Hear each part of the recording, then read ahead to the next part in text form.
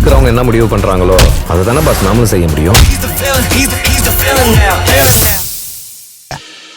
அவங்க பொண்ணை பார்க்க வந்திருப்பாங்க. கல்யாண மண்டபத்துல வச்சு ஒட்டும் இல்ல உறவும் இல்லன்னு எழுதி வாங்கினாங்க. இப்ப என்ன ஒட்டும் உறவும் ஒட்டிக்கிச்சா? அம்மா, நீங்க தானம்மா தலை தீபாவளிக்கு கூப்பிடணும்னு சொன்னீங்க. அதுக்காக கூப்பிட வந்திருக்காங்கன்னு நினைக்கிறேன். என்னப்பா எல்லாத்தையும் நீயே சொல்லிட்டா எப்படி? வந்தவங்க சொல்லட்டும். அவங்க வாயிலேருந்து அப்படி ஒரு வார்த்தையே வரலையே. ஆமா சமந்தி, தலை தீபாவளிக்கு கூப்பிடத்தான் வந்தேன். பாத்தியா பூங்குடி, உங்க அம்மா மருமகன் அழைக்க வந்திருக்காங்க. தலை தீபாவளிக்கு உங்க அம்மா அழைக்க வந்த லட்சணம் ரொம்ப நல்லா இருக்கு.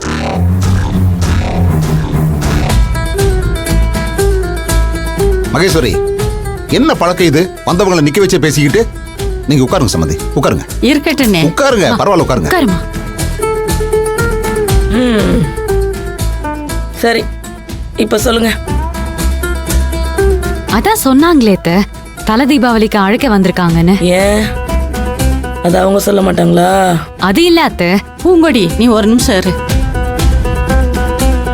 சமந்தி அம்மா, நீங்க கோவப்படுறதுல நியாயம் இருக்கு.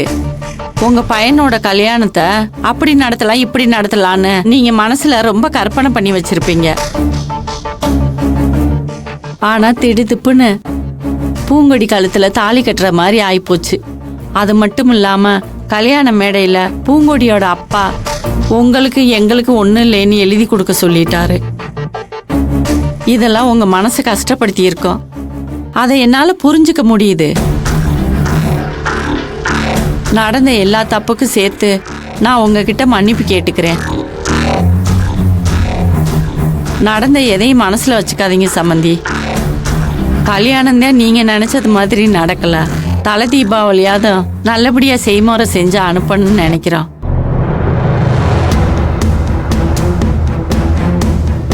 அதே மாப்பிள்ளையும் பொண்ணையும் அழைச்சிட்டு போலான்னு வந்தேன். என்னங்க உங்க சம்பந்தியம்மா என்னமோலாம் சொல்றாங்க, என்ன பண்ணலாம்? அதான் முறையா வந்து அழைக்கிறாங்கல்ல, அனுப்பி வைக்க வேண்டியதானே. இது முறையா அழைக்கிறாங்களா? இதான் முறையா அழைக்கிற லட்சணமா? எந்த ஊர்லங்க இப்படி ஒரு முறை இருக்கு? அத்தை, நீங்க தானே நாங்க தலை தீபாவளிக்கு முறையா அங்க போகணும்னு சொன்னீங்க. அதுக்காக தான் அம்மா வந்திருக்காங்க.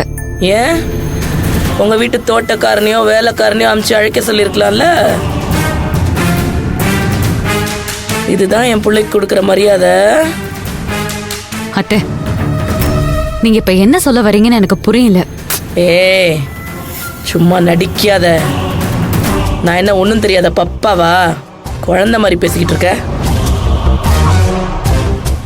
முதல்ல தலை தீபாவளிக்கு மருமகன் அழைக்க வந்திருக்காங்க. இப்படிதான் வருவாங்களா? ஏன் உங்க அப்பா வந்து கூப்பிட்டா கௌரவம் குறைஞ்சிருமா? உங்க கௌரவம் குறைஞ்சு போயிரும்னா அப்ப என் பிள்ளையோட கௌரவம் என்ன வருது?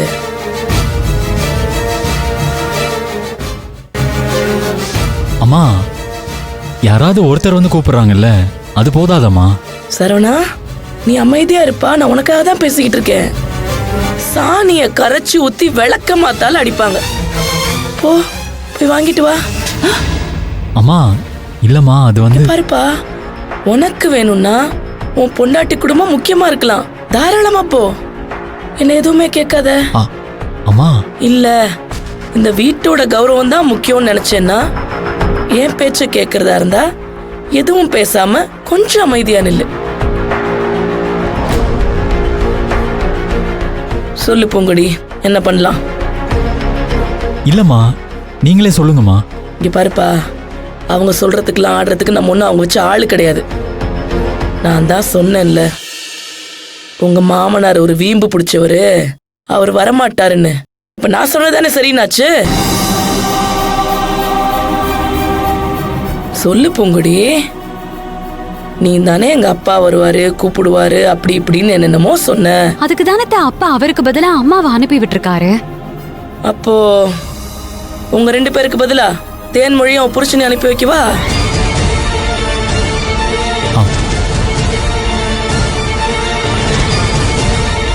இப்பவே அந்த மனுஷன் இவ்வளவு வீம்பு பிடிக்கிறான்னா நாளைக்கு தலை தீபாவளிக்கு என் புள்ள அங்க வந்தப்புறம் என்னென்ன பண்ணுவாரு, எவ்வளவு அசிங்கப்படுத்துவாரு.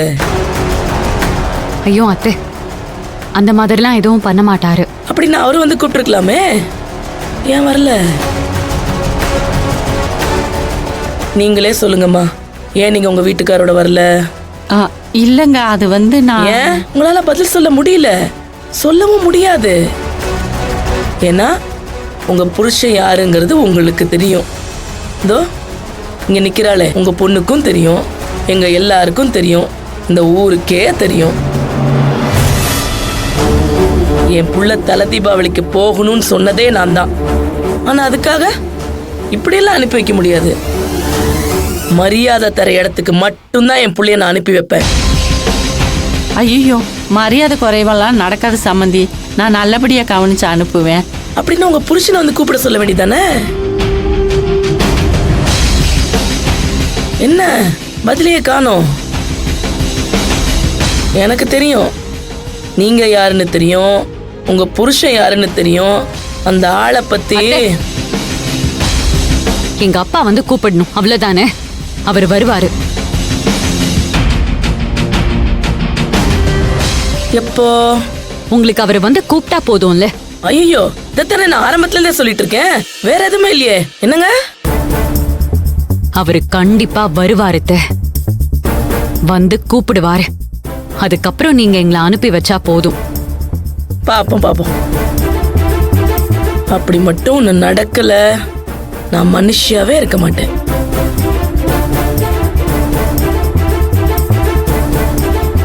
சரிங்க சம்மந்தி, அப்ப நான் கிளம்புறேன்.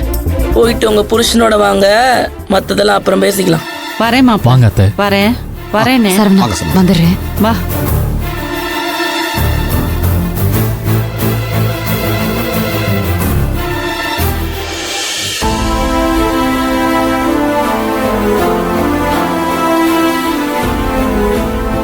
என்னம்மா உன் மாமியார் இப்படி பேசுது? அவங்க அப்படிதாம்மா, நீ கண்டுக்காத. இந்த அம்மாவை எப்படி நீ சமாளிக்கிற? எங்க அப்பா சிவசாமியவே பார்த்தவனா, இந்த அம்மாலாம் ஜுஜுப்பிமா, நீ விடுமா. ம், சரி, அதெல்லாம் இருக்கட்டும். நீ பாட்டுல அவசரப்பட்டு உங்க அப்பா வருவாருன்னு வாயை விட்ட. அதனால என்ன? இதெல்லாம் நடக்கிற காரியமாடி. உங்க அப்பா தலை தீபாவளிக்கு உங்களை வீட்டுக்கு வர ஒத்துக்கிட்டதே பெரிய விஷயம். இதுல அவர்தே வந்து கூப்பிடன்னு இந்த அம்மா சொல்லுது. இதெல்லாம் இந்த ஜென்மத்துல நடக்கவா போகுது? நடக்குமா?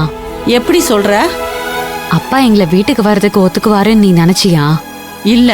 அதே மாதிரிதான் இதுவும் நடக்கும். எப்படி சொல்ற?